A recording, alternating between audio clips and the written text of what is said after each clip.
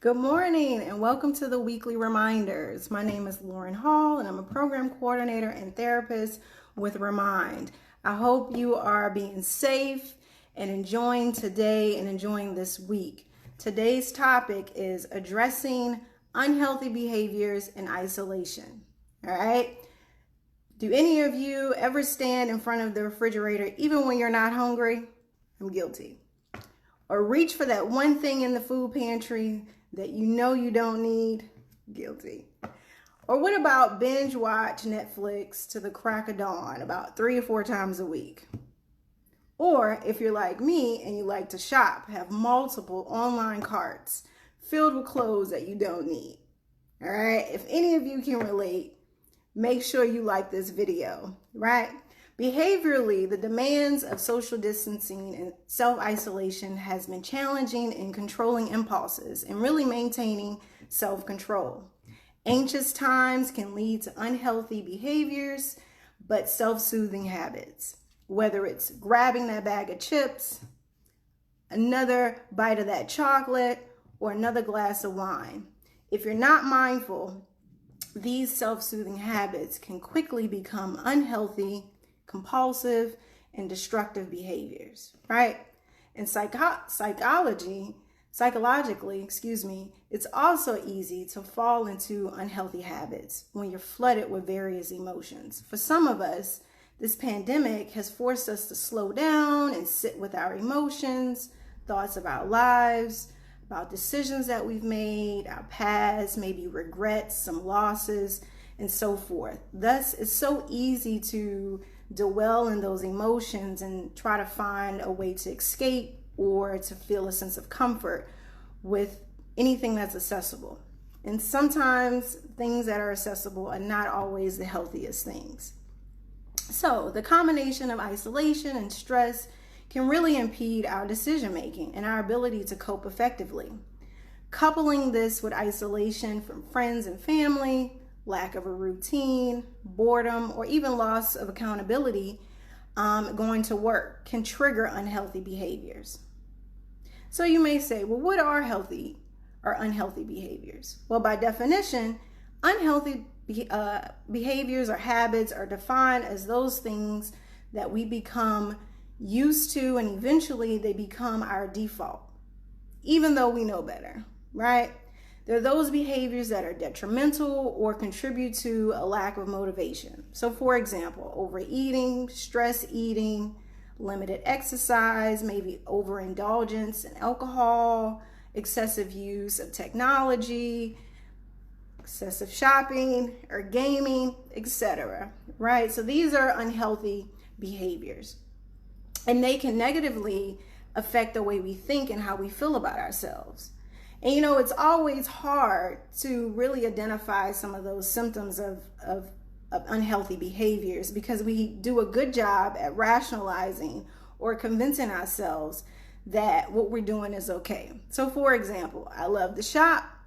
And so I will justify why, I can make a purchase, right? Have you ever told yourself, it's just a couple of things, it's on sale, or I'm in isolation, so what am I supposed to do as a means to justify maybe watching TV or being on social media excessively, or self-medicating helps my anxiety as a way to justify overindulgence of alcohol or substances. We have to be mindful about these unhealthy behaviors because if we're not mindful, then they can become very destructive. So what are healthy behaviors, right? And how do we incorporate those into our everyday lives during this time?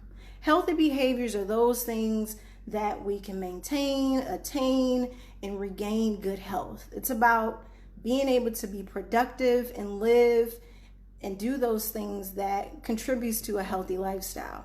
So what does that look like? That's exercising regularly, eating a balanced diet, moderate alcohol intake, setting goals, self-care, maintaining healthy relationships, self-control, and getting good sleep. And so it's important to stay vigilant, not only for our health, but also being mindful of those behaviors that we don't want to carry with us once this situation is over. Just because we're in physical isolation doesn't mean that we have to conform mentally or behaviorally. Don't allow your circumstances to consume you and become a part of you. We will come out of this situation, so don't lose sight of who you are, the efforts that you made in terms of self-improvement and progression thus far in your life, and the things that you have set for yourself. So being mindful of not allowing our circumstances to consume us or determine who we are or make impact changes or those things that are not healthy. So here are some tips for identifying unhealthy behaviors. Step 1. Take a self-inventory. I always say that you can't heal what you don't acknowledge. And I think that's so true.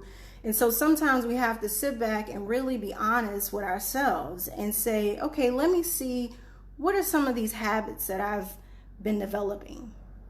Ask yourself, are they healthy? Are they unhealthy? And how are they serving me? Are these habits serving me in a productive manner, or are they keeping me in a sense of lack of motivation or keeping me in a negative mood, right?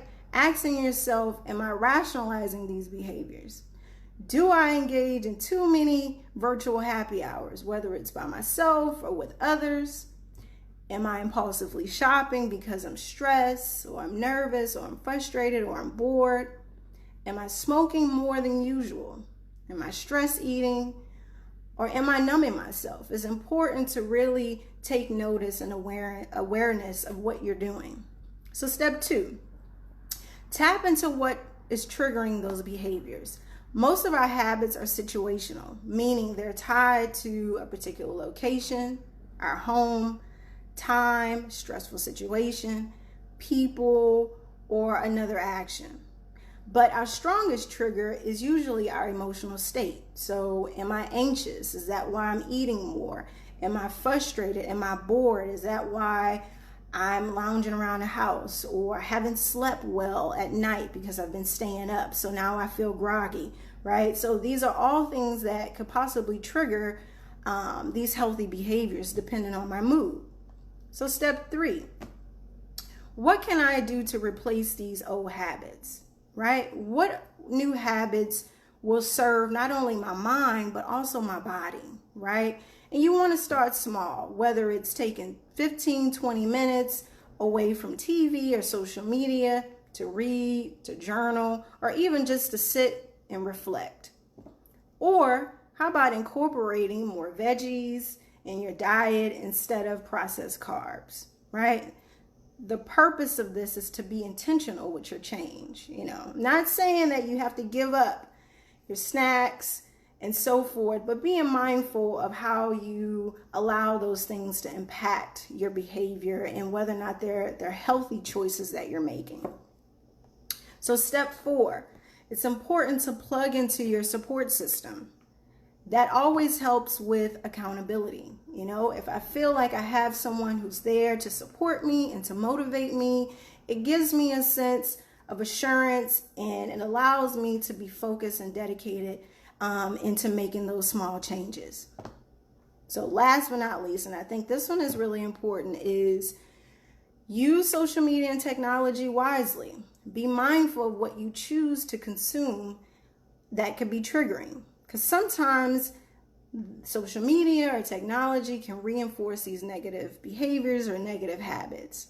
For example, so for me, like I said, I love to shop. And to exercise self-control, maybe turning off my notifications when I get those emails of discounts and sales, that makes me really excited. But if I turn those notifications off or unsubscribe, that'll lessen that temptation for me to want to buy impulsively, right? How about limit your news intake? It's important to stay informed, but making sure that you're not allowing yourself to consume the news to create a sense of worry and frustration and uncertainty and heighten your anxiety throughout the day. So just to recap, being mindful of those unhealthy behaviors such as overeating, gaming for my guys, shopping for my ladies, limited exercise, etc. Take a self-inventory, identify those triggers, find a replacement habit, get an accountability partner, and most importantly, be mindful of what you're consuming that is reinforcing those unhealthy behaviors. Also, don't allow your circumstances to consume you. We will get through this stronger, and you have to keep that hope and positivity as you live your life and stay at home and be safe. So let me know your thoughts on today's series. Thank you again for tuning in with me. Stay safe and connected. Join me next Thursday for suicide prevention during this time of isolation. Also, make sure you visit our website at remindsupport.org to stay informed. Have a wonderful day. Have a wonderful weekend. Thank you.